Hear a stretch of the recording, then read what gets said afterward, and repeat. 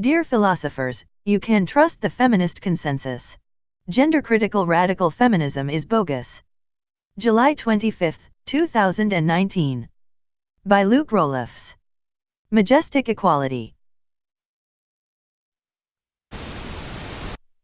Present day. Present time.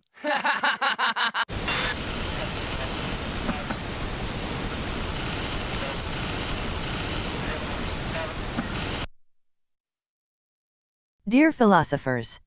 Every few weeks now it seems like the philosophy blogosphere has a big argument about trans rights. You are, perhaps, unsure what to think. You think of yourself, maybe, as a feminist, but both sides are calling themselves feminists. On the one side, the gender-critical feminists, who say there are important conflicts of interest between trans and non-trans women. On the other side, a less cohesive but much larger group of feminists insisting that these conflicts are invented as a pretext for hate against trans people. Statistically, dear philosophers, there's a good chance that you are, like me, a cis man, and not an expert on any of this. You're wondering how to react. Judging by my Facebook feed, many of you are looking at the conflict and deciding that gender-critical feminism is a respectable view that is being unfairly vilified in an attempt to silence its proponents. You say things like the following, anonymous quotes from a few different people, quote, "I'm not defending the gender-critical view, or whatever one should call it. I'm defending discussion of it, and setting out why I think that certain considerations should be legitimate fodder for discussion, contrary to the way they have been, in some spheres at least, ruled out." Next quote. He isn't defending her position, he's defending the concept of open discourse. Next quote. I should also point out that I'm not arguing that the new gender legislation is problematic. I'm defending the legitimacy of its being questioned. Which at least some people have denied. Next quote. All she said was that hormones/surgery do not make an actual woman by her definition. Okay, that's an opinion, maybe some have a different one. Outrage is fine, but I should be able to identify the outrages in the rhetoric. Next quote. Let's all join together and say that we reject the too frequent threats of deplatforming that are circulating in the profession, and oppose the vilification of our colleagues over their philosophical views. Next quote. Let's stand together against attempts to deplatform and shout down and delegitimize opposing viewpoints, as bigotry, etc. Next quote.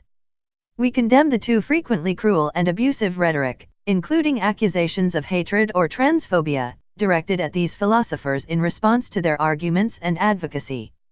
End quotes. Dear philosophers, this post is my attempt to persuade you that actually, gender-critical feminism is not worth engaging with. It really is as valueless as people are telling you.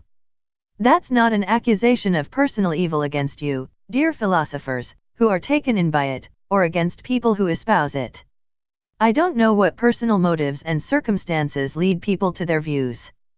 Honestly, having defended a view in public and now feeling defensive when it's criticized is a pretty potent motive just by itself, and so is other defenders of this view supported me, so now I feel defensive of them. I also am not speaking to what practical steps can or should be taken, where to draw the line between protest and harassment, or anything like that. I'm specifically talking about whether the view itself deserves intellectual respect. I'm using the term gender-critical, and the abbreviations GC and GCRF, gender-critical radical feminists/ism, because those are the terms they apply to themselves. Using this term here is not meant to imply a rejection or criticism of other more contested terms, it's just an attempt to follow the saying never offend people with style when you can offend them with substance. I'll call the other side pro-trans, for lack of a better term. Back to the difficult situation in which you find yourselves, dear philosophers. What's hard for you, I suspect, is how extreme the claims of the pro-trans side seem. They're not just saying that GCRF is false, that would be PAR for the course after all, most philosophical ideas turn out to be false. They're not even just saying that GCRF is wrong in important ways that have negative practical consequences. You're a philosopher, after all, so your general stance is that even importantly wrong and bad views should be openly debated and thereby shown to be wrong. The pro-trans side seems to be claiming something very strong, that the GC side is, as I will put it, bogus, both intellectually valueless and hateful. They're saying that rather than gaining something from engaging with it critically, we'll actually lose something. Debates about gender are made worse by having this perspective represented. That it obscures more than it illuminates and distorts more than it clarifies, because the intellectual arguments it brings forwards are not actually its driving force, but cloaks for the real driving force, which is antagonism towards trans people. I'm here going to use the terms hate, hateful, and transphobic in line with my discussion here. It's not an emotion, it's a failure to fully incorporate other people's humanity into your view of the world. And maybe, dear philosophers, you don't see it. You've read those long comment threads on Daily News, you've read some dueling articles on Medium, you've looked at the things the GC side is saying, and to you they all seem, if not true, at least reasonable enough to be within the arena of respectful debate. The denunciations from the pro-trans side seem so out of sync with the measured, careful, tone and modest, plausible-sounding claims of the GC side. It doesn't feel like you're reading the writings of a hate group. Indeed, it feels like you're watching people being unfairly shouted down, and you're used to identifying with whoever looks like they're asking questions, and you can't help but feel empathically defensive when it looks like the GC side are just asking questions and being attacked for it. So what do when you keep hearing that these ideas are bogus, but you can't see the bogusness in what they're saying yourself? Dear philosophers, I was once in your position. I knew I wanted to support my trans friends and colleagues, and I saw little appeal in GC conclusions, but I'm a sucker for just asking legitimate questions. I wanted to be able to say something like, if we're all feminists here, shouldn't we at least try to find common ground, understand differences, meet in the middle somehow to work out the best synthesis of our different perspectives? But virtually everyone I regarded as an authority on feminism, from famous philosophers to well-informed friends, was saying the opposite, that GC feminism is not actually something worth seeking synthesis or common ground with. I decided to believe what seemed like the consensus among feminists, that GCRF is bogus, even though I had trouble articulating why clearly to myself. I trusted the judgment that seemed to be held by the great majority of people I knew and respected for their views on this sort of topic. I could have thought to myself, all these feminists whose opinions I normally respect are actually too zealous and dogmatic, but I, a middle-class white man, have a proper appreciation of the importance of open debate. Maybe that's what you, dear philosophers, are inclined to do. Fortunately, I didn't. Instead, I thought there is probably a forest here I'm not seeing, despite my scrutiny of these trees.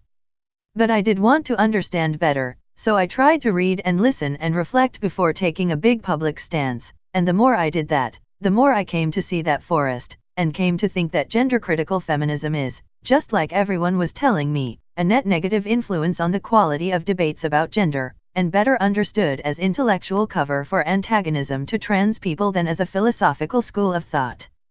In this post I'm going to try to convey some of why I've come to think that, or rather, why I've come to feel like I can see that directly, rather than taking it on trust. I'm going to try to do that by analyzing what I think it's fair to call three central themes of GCRF. Firstly, that trans people reinforce gender stereotypes. Secondly, that gender nonconforming, GNC, young people are being pressured or rushed into unwise transitions. Thirdly, that including trans women in women's spaces like bathrooms and changing rooms exposes cis women to risk. I'm going to try to show not just that these are wrong, but that they are baseless, rooted in some combination of conceptual confusion and factual error, and hold together as an ideology only because of the organizing power of anxiety, confusion, or hostility to trans people. Part 1. Do trans people reinforce gender stereotypes? No. The first two ideas I want to criticize are both nicely illustrated by this popular image, which is the header pic on the popular gender-critical subreddit. Hopefully getting it from this source serves to ensure that I'm not picking on isolated or unrepresentative examples. The image shows two figures, one a stylized male with a feminine pink circle over their head, one a stylized female with a masculine blue circle over their head, to represent a person who is AMAB, assigned male at birth, what would often be called born biologically male, but has feminine interests, personality, or whatever, and a person who is AFAB, assigned female at birth, or born biologically female, but has masculine style, or temperament, or whatever.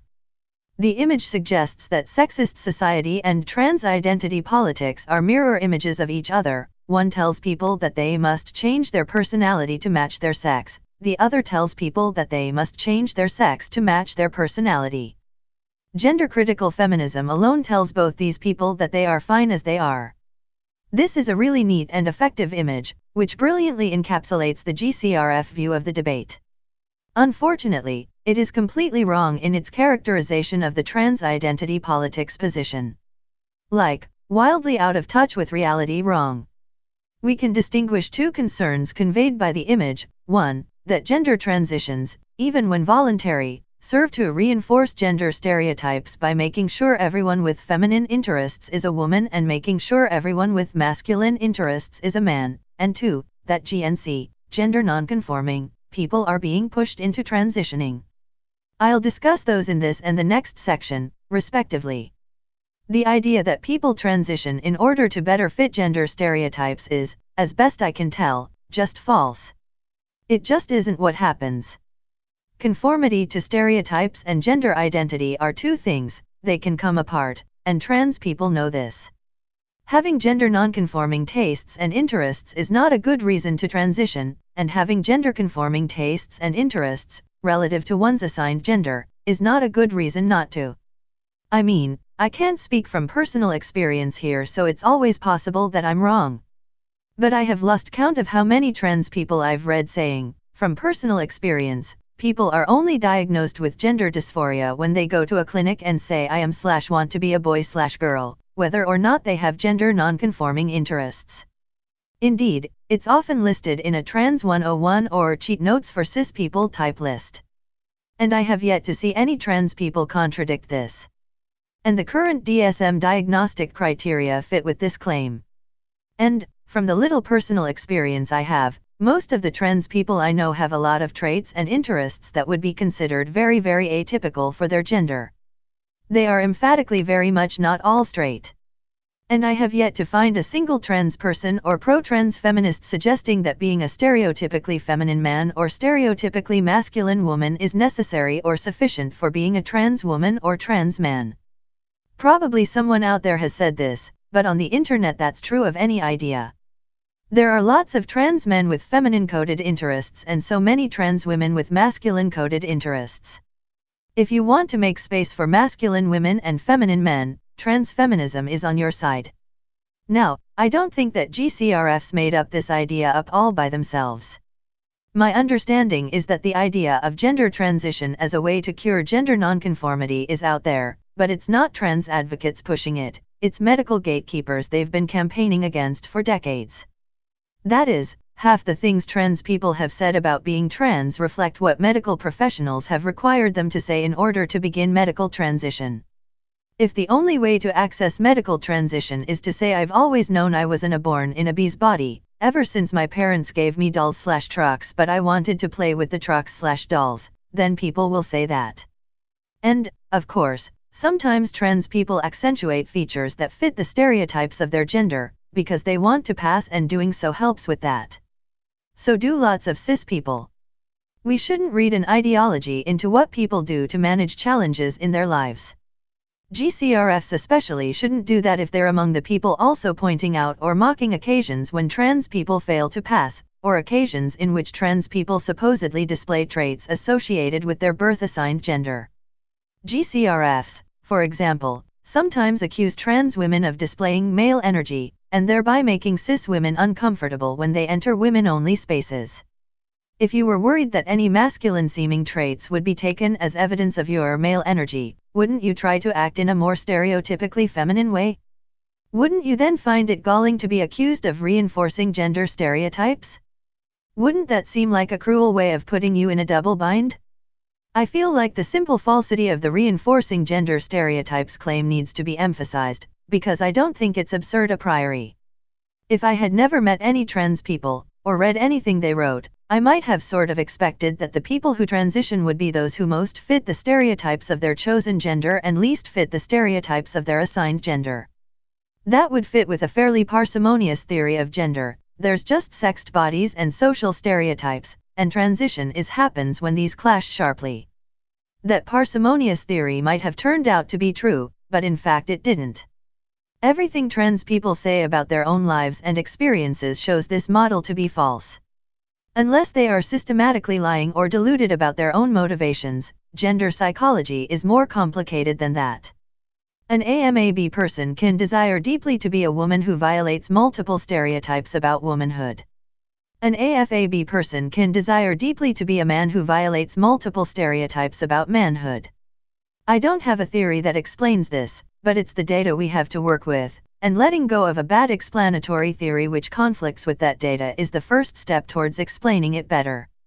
Moreover, letting go of the stereotype-based model is the first step towards showing that you're serious about understanding reality, and that you take what trans people say seriously. Promoting the stereotype-based model, by contrast, is falsifying the data to save a theory. It amounts to disbelieving or ignoring people's description of their own motivations for making major personal decisions, and instead advancing theories according to which they have some disreputable motivation that fits one's own worldview more neatly.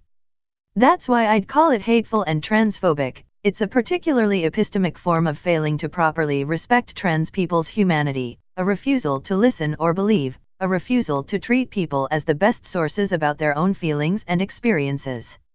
And that's compatible with it being a banal, understandable sort of hate, in the sense that it doesn't require some rare and abnormal sort of personal evil, or even a powerful feeling of dislike. It just requires a very mundane sort of stickiness in your opinions. You start trying to understand someone else, you generate an explanation which is intelligible to you, and then you sort of stick with it in spite of contradictory evidence. Maybe you don't bother looking seriously at the contradictory evidence, maybe you look at it with a selectively skeptical eye.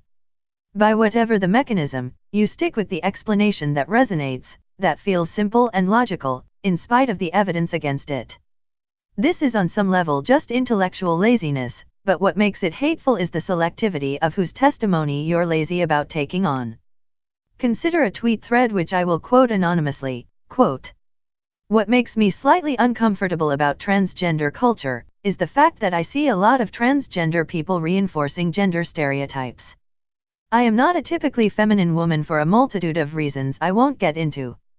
So when I see transgender women getting surgery to raise their voice I think, but it's not supposed to be about that. I see transgender women doing all these feminine things and I think, it's not supposed to be about that. And yes, cisgender women do it more. But when I see transgender women do it, it feels like that are saying, this is how women should be. And it kinda hurts." End quote. This is a good example of what it feels like to not fully take on someone else's humanity, without malice or active antipathy. To see someone making decisions about their own bodies and presentations which, as is admitted, lots of other people do, and feel as though they are making a general statement about all women, and be hurt by that.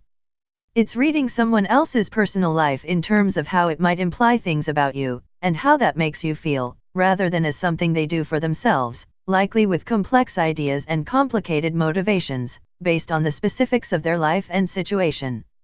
It's leaving no space in your worldview for someone to be bigger than how they make you feel, and doing so specifically because they are part of an unfamiliar minority. Although it's hate in the technical sense I've argued for, it's not something that only bad people, or angry people, are prone to.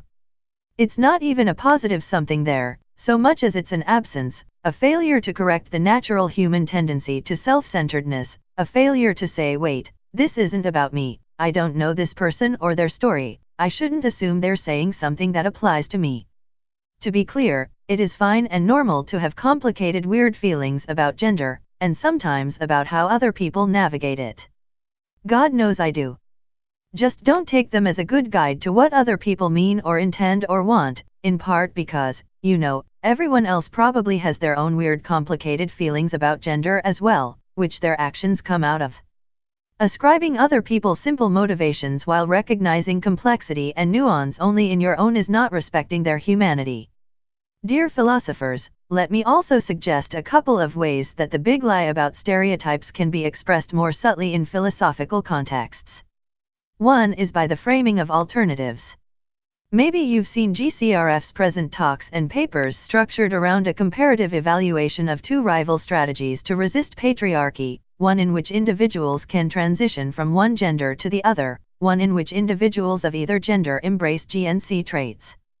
Maybe they note at the end, in passing, that there might perhaps be some way to combine the two. But framing these as alternatives in the first place is already flying in the face of the reality that trans and GNC cis people are natural allies and that respecting one goes hand in hand with respecting the other.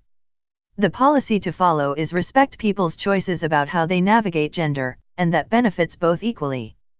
Another way that the big lie about stereotypes sneaks into philosophy is through the ambiguity of the question, what is a gender identity, or what is gender? You may have noticed that GCRFs love posing these questions to their opponents, and criticizing whatever answers are given. You might have thought, well, that is a fair question, I'd like to know. And one of the things that struck me, the more I read trans people's writing, is that they are also really interested in this question. Lots of them discuss it and express their puzzlement over it, but mostly far away from GCRFs. And lots of non-GCRF feminist philosophers are writing about this, having conferences on this, etc. Because this question can be asked in two very different ways. One way to ask what is gender identity is as a question about the nature of something whose existence is clear and uncontroversial. It says, wow, a lot of people have strong preferences about how they present and how they are embodied and how they are gendered, often in defiance of gender stereotypes. Where's that coming from? What are the psychological roots and structure of this fascinating phenomenon? It's an investigative sort of question. If we can't come up with a good answer, we just have to work harder. There is, however, a different, transphobic, way of asking this question, as a challenge. It says, well, trans people may claim that their preferences about presentation, embodiment, and gendering come from this mysterious inner thing called a gender identity. But what is that? I can't work out what it's meant to be, so probably they're wrong. That is, the transphobic sense of the question poses it as a test. If a good definition of gender identity can't be offered, then trans people's self-descriptions of their motives and feelings shouldn't be believed. Call this the skeptical version of the question.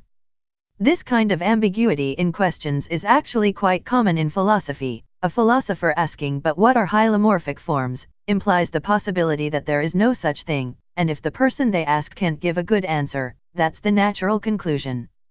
But a philosopher asking "what is cooperation?" is asking a different sort of question, because they take for granted that there is such a thing as cooperation. If no good answer is given, then cooperation will remain mysterious but won't be doubted to exist. If someone asks what is gender identity, that could sound more like what are hylomorphic forms, or more like what is cooperation. And asking it in the first way is powerful, since most cis people are all too ready to dismiss a motivation for transition that they can't relate to, and substitute something more familiar or more satisfying, like they want to conform to stereotypes, or they're deluded, or it's a sexual thing, or something even worse. You don't need to make explicit the idea that trans people are lying in order for readers to have that sense of distrust evoked in them. The skeptical style of questioning gender identity is an innocuous-seeming way of deploying the tools of philosophy to cast doubt on the testimony of a minority and make space for bigoted assumptions to fill that space. And it's a way of using selective and carefully maintained skepticism to suppress truth and indirectly help falsehoods spread. Part 2. Are people being pressured to transition? No. Look back at the image. Look at the form of the second statement, attributed to trans identity politics. No. You must change your sex to match your personality. It's an imperative, with an exclamation mark no less, saying what someone must do. The clear implication is that people are being told to transition, pressured to transition, forced to transition even though they would rather not. This idea comes out most clearly in the recurrent panics about children and teenagers being rushed into surgery. It also comes out nicely in these tweets, where Robert Webb, one of my previously favorite comedians, just went and ruined Peep Show for me, quote, "I was different, as was my wife. I was a queer, she was a tomboy. It turned out we were non-gender conforming children. Many kids like us turn out to be gay. Others don't. A tiny minority have dysphoria, telling all kids like me and Abby that we were born into the wrong body and therefore need a lifetime of medication. That's just wrong. End quote. Yes, it would be wrong to tell a child, just because they're GNC, that they need to transition. But nobody is doing that. It's just a lie. Maybe it's possible that I could be wrong about what's going on in various countries' health systems. But all the medical guidelines, diagnostic criteria, and first-person accounts I've read tell a consistent story. You can only be diagnosed with gender dysphagia if you actively seek out such a diagnosis. Nobody tells you that you need a lifetime of medication, they prescribe you medication you ask for. No health system currently is doing surgery on minors. In most systems, HRT requires going on a long waiting list, and often requires spending a certain amount of time living as your chosen gender first. A phrase used repeatedly is consistent, insistent, persistent. That's what you have to be to get trans healthcare. I do recognize that there are trade-offs to make when providing treatment to young people. People can change their minds as they get older, and the younger someone is, the more we should prefer reversible measures, like social transition, over irreversible ones, like surgery. But both providing and withholding treatment can have irreversible long-term effects. In particular, providing HRT to give someone the puberty associated with their chosen gender is neither more or less invasive or irreversible than having them go through a standard puberty driven by their endogenous hormones. Puberty is a lifelong change to one's body, and we shouldn't treat someone enduring an unwanted wrong gender puberty as a safe no-risk fallback option. So the right policy has to be one which balances what a maturing person wants now with what they might want later, in light of how reversible or not a given treatment is, and which strives to help people make their own decisions and takes those decisions seriously when made. I think most people are inclined to want a policy like that, right? And GCRFs exploit that desire by framing the issue as being between a mad, dogmatic, pill-happy, scalpel-waving pro-trans side, who want to transition all GNC children as early as possible, and a careful, sober, cautious GC side, who don't want to rush children into things without sufficient consideration and time.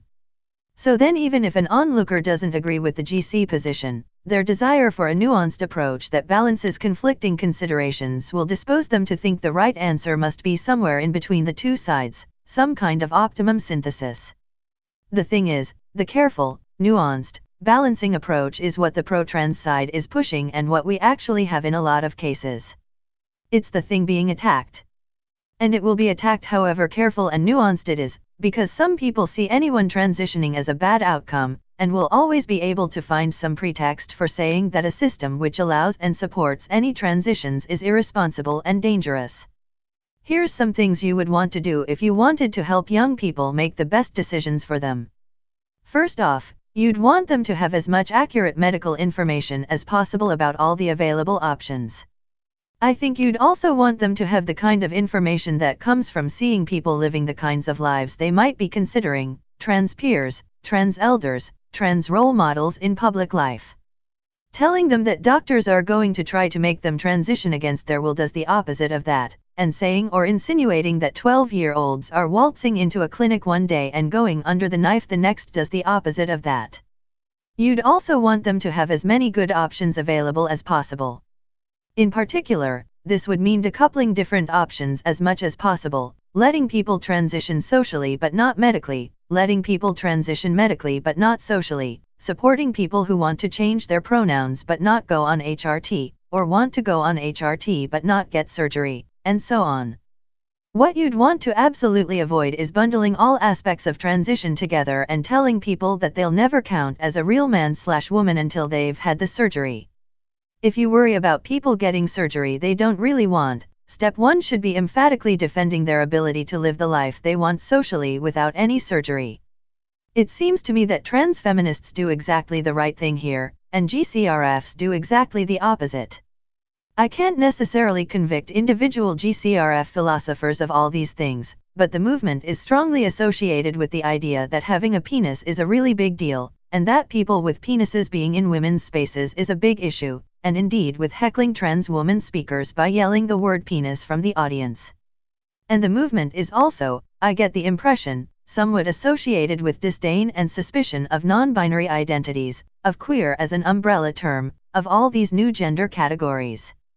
Meaning that the underlying message is precisely, either you can live in your assigned gender, or you can get the whole package of HRT, surgery, social transition, and do you best to live as a binary person of your chosen gender.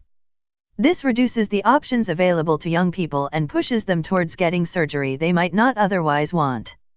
Finally, if I wanted to help young people make the best decisions for themselves, I would act like the difference between someone choosing to do something and something being forced on them by others is a really important one. Not always a simple distinction, to be sure, but an important one. And here again, it seems to me that GCRFs do the exact opposite, run together people choosing to seek something out because they want it with someone telling them they have to do it. Indeed, Kathleen Stock has made a point of arguing that supporting someone's transition is a form of conversion therapy, i.e. is in the same category as torture camps that homophobic parents send their gay children to in hopes of hurting the gayness out of them.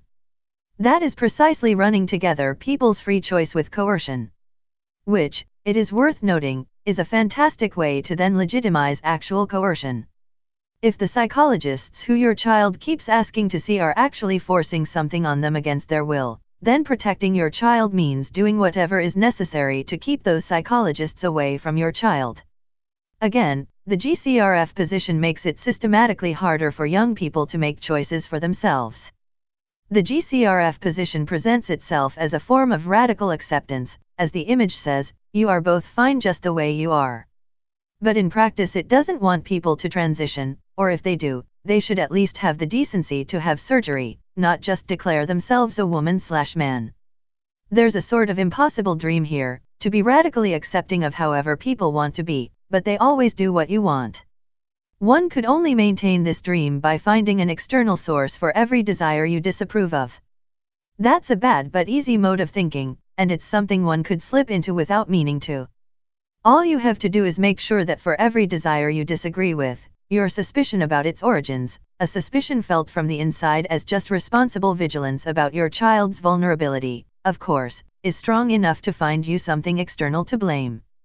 If this succeeds, then the other person's actual wishes and actual choices manage to vanish behind your ideas of what's being forced on them, which is, again, a form of hate, a way of not recognizing someone's humanity by refusing to see their agency.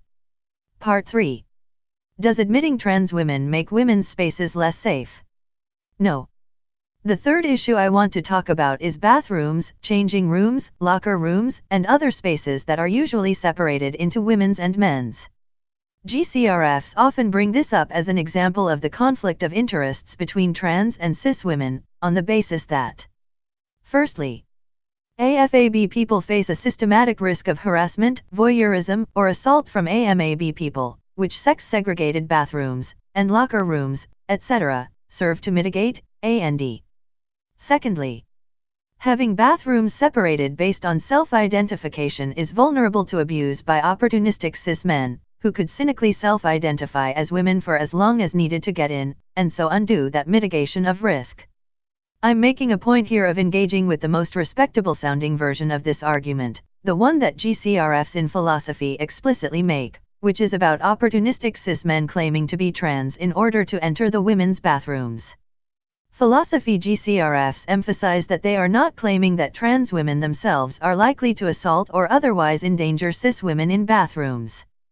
That argument is more obviously transphobic, in that it positions a tiny minority of marginalized people as posing a major sexual threat to vulnerable women and children, validating the kind of mentality that gets trans women murdered. And there are plenty of people out there making that crude and obviously transphobic argument. Which might by itself be enough to make us suspicious of this sanitized variant, on which we are assured that the worry is only about whether some opportunistic predatory cis man might abuse the system. But let's presume good faith, and evaluate the argument on its own merits, in isolation. Focusing specifically on this worry about opportunistic cis men helpfully brings out that the real issue here isn't actually the criterion of entry to women's bathrooms, but how that criterion is enforced. Of course, the favored criterion of the pro-trans side, that people use the bathrooms that matches how they see themselves, doesn't really allow for enforcement. That doesn't mean, as GCRFs claim, that it would make all bathrooms effectively unisex. Most people want to follow the rules, and will use the bathroom matching their identification. And there is a sort of light social enforcement. If I'm with a group of friends and I use the women's washroom, I have to explain to them that I identified as a woman for those 5 minutes, which maybe exposes me to whatever degree of incredulity, awkwardness, or shift in their view of me happens to result from this. It's just that this isn't likely to stop the imagined opportunistic predators who this argument revolves around. But the alternative criterion endlessly advocated by GCRFs, of separating bathrooms etc. by biological sex, however they specify that, chromosomal, surgical, hormonal, assigned at birth, whatever, does not by itself specify an enforcement scheme, which allows them to preserve a sort of beneficial ambiguity among 3 seriously different proposals, each of which is in a different way utterly incompatible with their stated commitments. Those 3 options are, 1. Sex segregation with no enforcement, 2. Sex segregation with official enforcement, 3. Sex segregation with unofficial enforcement. So firstly, there's a version of sex separation which is unenforceable, and which is actually more vulnerable to abuse than a self-identification-based criterion. After all, some biologically female people, whether that's AFAB people or whatever criterion anyone wants to use, look masculine, for whatever reasons, because of their clothes, because of their genes, because they've taken HRT, or for some other reason. By a strictly sex-based criterion, they should be using the women's bathroom, but when they go in there's a decent chance that one or more people there will think, hey, that looks like a man, and ask politely, let's be optimistic about politeness, excuse me sir, are you aware this is the female bathroom? Already a bit awkward, but let's suppose they take it in stride and say yes, I'm aware of that, I am female. What happens next? The no enforcement option is that the asker accepts this, and says oh I'm terribly sorry, I didn't realize and everyone gets on with their lives. Great. But then by this policy, any cis man who wants to be where women pee can do the same, stroll into the women's bathroom and, if challenged, claim to be biologically female by whatever criterion is being used, claim to be AFAB, claim to be a trans man post-hormones but pre-surgery, whatever. And that claim has to be accepted, and this man's nefarious antics can proceed. The point I'm emphasizing here is that just going from a self-identification criterion to a biological sex criterion does absolutely nothing to obstruct the opportunistic predators GCRFs are supposedly so worried about. To stop those predators, there needs to be some sort of enforcement, some way that the cis man who responds to hey, this is the female washroom, with I know, I am female can be found out. One option is what I'm calling official enforcement. Absolutely everyone needs ID with them at all times to use the washroom, which displays their legal sex. Or, if you don't have ID, someone stands at the bathroom door and checks your anatomy, or your chromosomes, or whatever, before letting you in. But both of these are absurd, and constitute such obviously unacceptable reductions in overall liberty that nobody seriously does or could advocate for them. Show your name and age to every suspicious stranger who asks, every time you want to piss? I'm not accusing GCRFs of advocating official enforcement. Rather, I'm saying that if they refuse to advocate that, and don't want sex separation to be more vulnerable to opportunistic abuse than self-identification, then what they are necessarily advocating is unofficial enforcement. By unofficial enforcement I mean that nobody stands at the women's bathroom door to check your ID, or whatever, as you go in, but if someone inside thinks you are really a man/male, they don't just accept your claims about it. They say prove it, and demand that you show them something to satisfy their suspicions.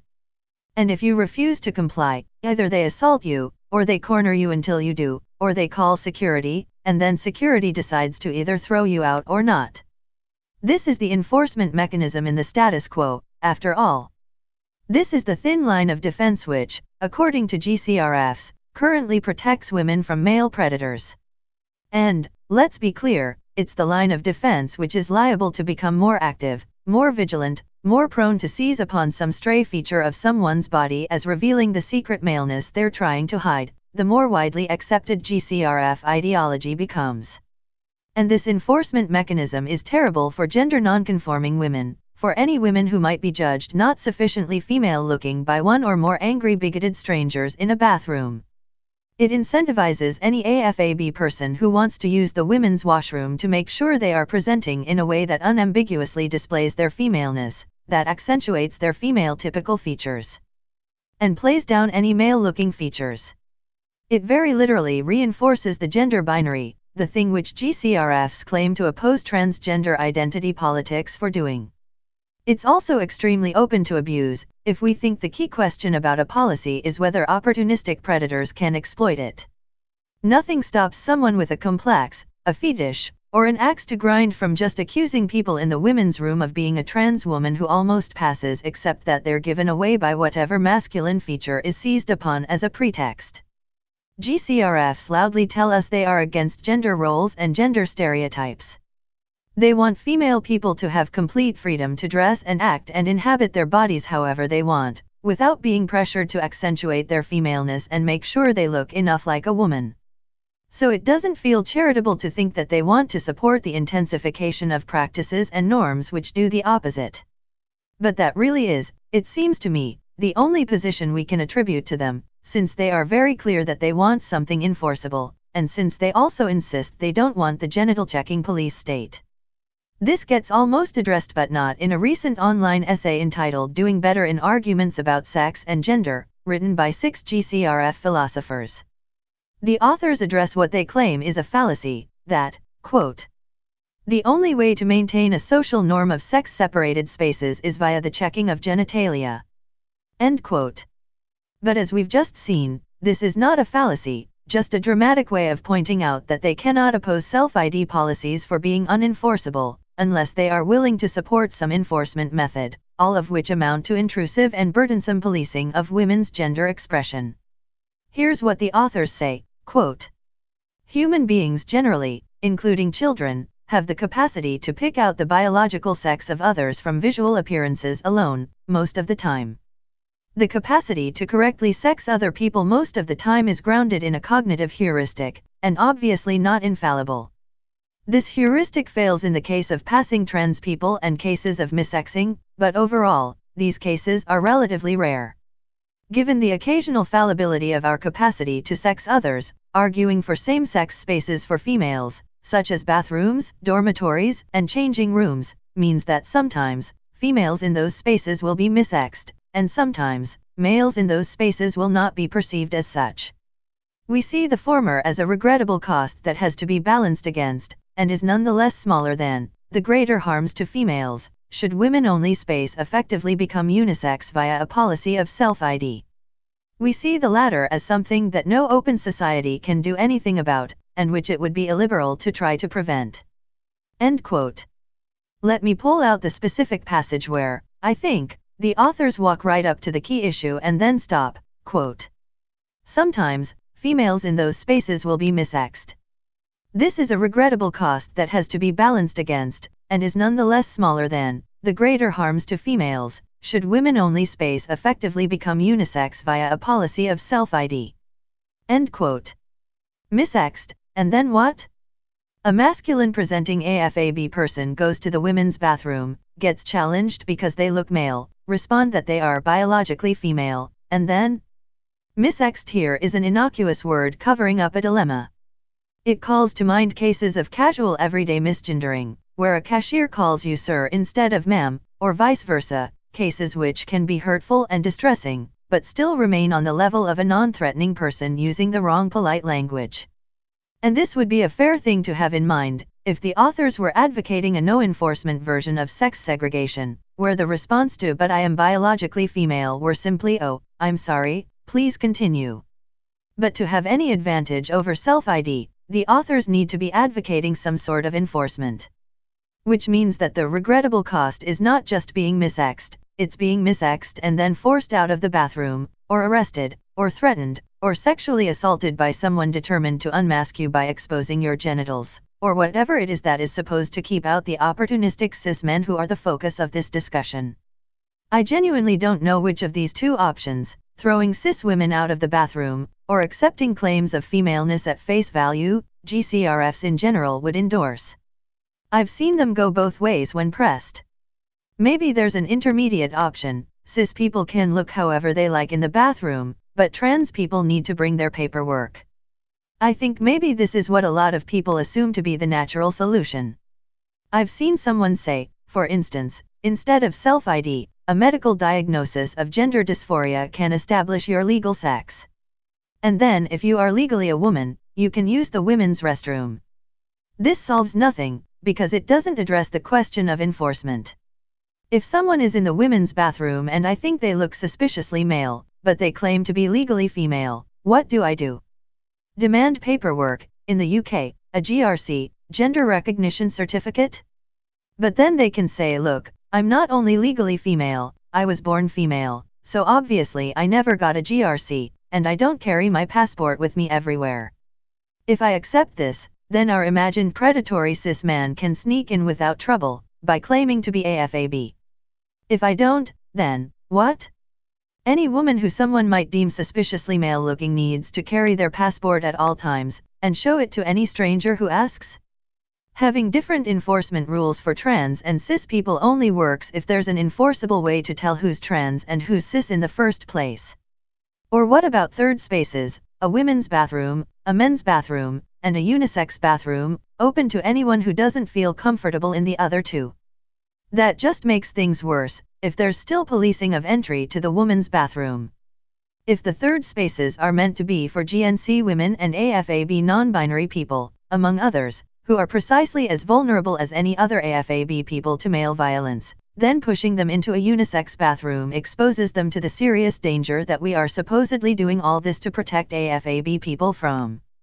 Moreover, the existence of a unisex bathroom will only encourage and strengthen the people in the women's bathroom who want to police gender. Now they don't even have to say I think you're a man, go to the men's bathroom, because they can say I think you're ambiguous, you should go to the unisex washroom. I think the GCRF side reaps an advantage here from their small c conservative posture of this is just the status quo, we're just worried about this huge looming change. I've had people say to me in discussion that the status quo seems to work out well enough much of the time. The enforcement issue has to be worked out in some way, but we seem to manage it.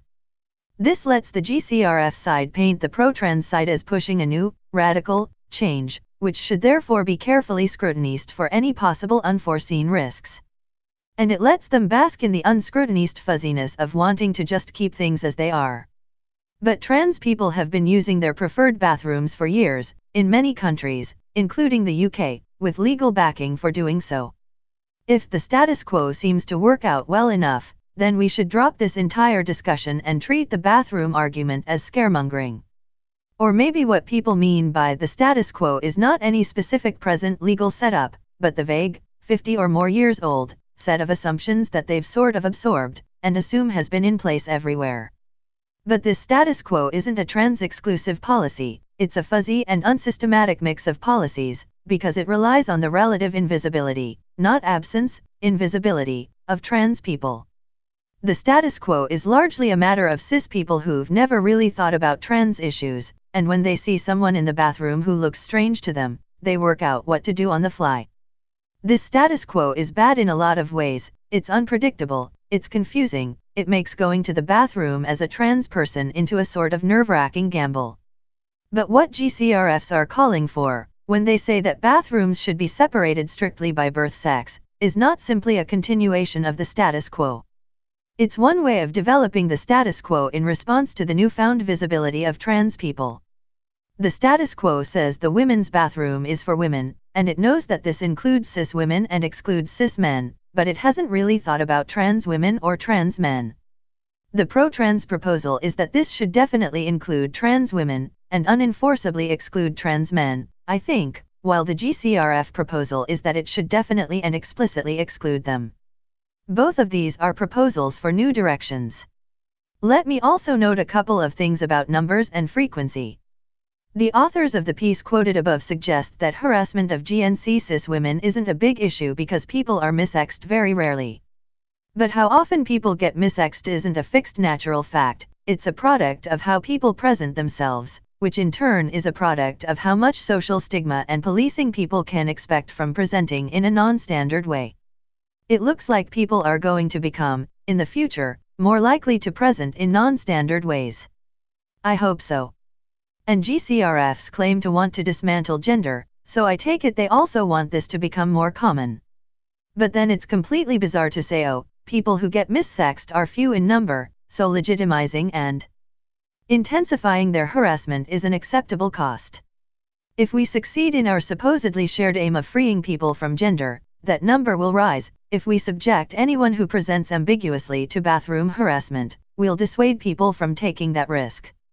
Moreover, how often people are missexed is also a product of how eager the sex ERS are to sniff out hidden imposters.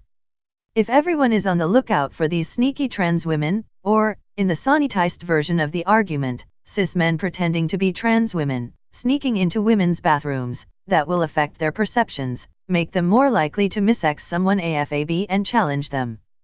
Since GCRF rhetoric constructs trans people and trans ideology as important threats to women and children, it seems inevitable that the more people accept it, the more often anyone remotely ambiguous looking will be missexed. GCRFs are always saying they just want us to recognize the conflict of interests between cis and trans women. But even if we thought women's interest in making it hard for opportunistic cis men to sneak into their bathroom was really so compelling and vital, the conflict is in practice between women who might be mistaken for men and more unambiguously feminine-looking women. And GCRF says the former should be penalized to protect the latter. The principle of supporting people whatever their gender presentation, of you are both fine just the way you are, which was previously used to criticize trans women, is now sacrificed to exclude them. Note the common factor. Conclusions. I apologize to readers for the length of this post. There are two things it would have been easy to do in a much shorter space, which I didn't want to do. One would be to engage in some respectful constructive debate according to the usual norms of academic philosophy, addressing some specific claim, considering some specific objection, and so on.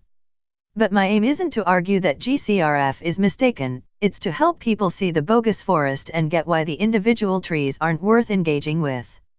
And the other thing I didn't want to do was to convey that message concisely through the more conventional genre of emotive denunciation and expletive-ridden castigation. That wouldn't be as convincing to you, dear philosophers, who are generally reluctant to form opinions based on simply being told something is really, really bad. And it's not something I'm very good at, or comfortable doing.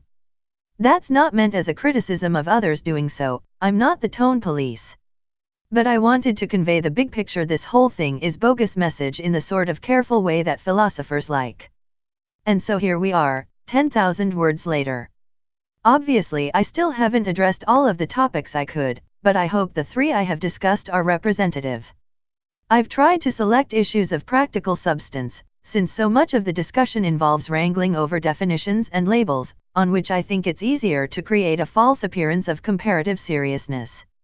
I wanted to push past the smokescreen of tricky questions like what is gender, and how do you stop sexual predators from lying about their identity, and dog whistle truisms like humans are sexually dimorphic. My current count of times I've seen GCRFs assert this versus times I've seen their opponents deny it stands at umpteen versus 0.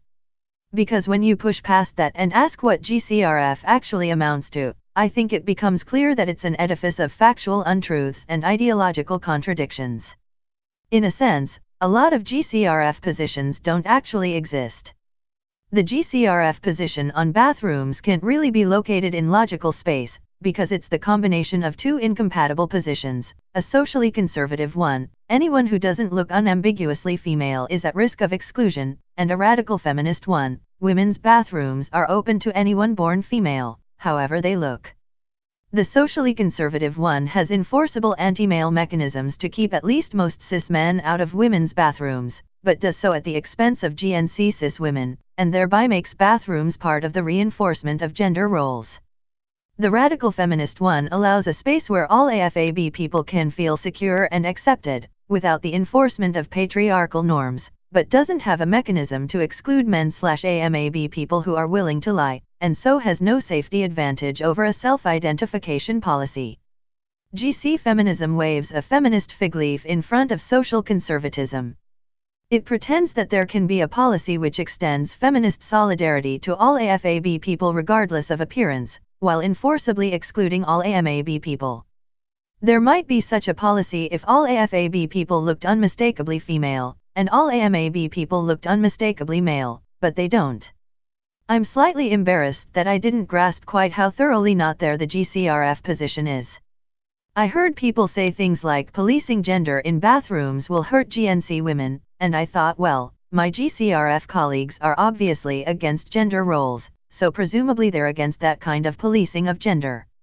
I heard people say things like, what, you want someone at the bathroom door who checks your genitals before letting you in, and I thought, well, that's clearly a straw man. My GCRF colleagues are smart philosophers and must have a more nuanced policy in mind. And it was only fairly recently that I realized there wasn't a more nuanced policy. There wasn't a way to enforce anti-male rules without penalizing GNC women. The charity I had been extending to my philosopher colleagues had been covering up the simple blunt absence of the view they were supposedly defending. Part of what stopped me seeing this clearly was that it's easy to not scrutinize the status quo. Only female-born people in the women's bathroom seems so boring and obvious. It's easy not to realize that there are two very different versions of it, one that punishes AFAB people who don't fit society's expectations of how they should look, and one that is all radical feminist and opposed to that, but consequently can't enforce its norm of keeping out AMAB people. That's also why I can't say that I know GCRFs are being knowingly insincere in pushing this argument about the dangers of letting trans women in the women's bathroom. It's quite possible they haven't noticed the sharp opposition between two versions of how single-sex spaces works. It's also possible they have, as we might say, managed to avoid noticing it, in an effort of what might be called self-deception or might just be called it's easy to slide one's mind quickly past uncomfortable ideas. But why would you find these particular ideas uncomfortable enough to slide your mind quickly past them? What's the motivation for this sort of motivated failing to notice? Well, one key thing that the two versions of sex separation have in common is excluding trans women. The socially conservative one says that's because trans women are men, and should buck up, stop acting like women, and conform to the masculine gender role more fully. The radical feminist one says that's because trans women are biologically male, and shouldn't worry about gender roles at all. But if what really matters to you is excluding trans women, those differences might be something you can glance past. More charitably, maybe what started you thinking about the topic was some feeling of confusion or anxiety about trans women. You don't like how they look, you don't like how they make you feel, you find them unattractive or maybe too attractive, they unsettle the way you think about women's oppression and male privilege, or whatever. That's fine, you're allowed to have feelings. But you have to own those feelings, recognize them as your own rather than trans women's responsibility. Otherwise those feelings will make any idea that validates them, like the idea that letting trans women into the women's bathroom is dangerous to cis women, feel so right that you accept it enthusiastically, look past its problems, and devote all your ingenuity to rebutting people arguing against it. But if GCRFs have managed not to notice that defending sex-separated spaces can mean either anti-male enforcement or radical feminist solidarity but not both, that still makes their position hateful in the relevant explanatory sense. It means that neither enforceable exclusion of males, nor stereotype-free sisterhood for all AFAB people, was an important enough principle to actually dictate what views they defend and which they oppose. What did the driving, organizing, work was anxiety, or some other feeling, about trans women in the bathroom? If the primary explanation for why you endorse a position is that it validates your anxiety about trans people, the position is transphobic, whatever the further details of your emotional and intellectual life.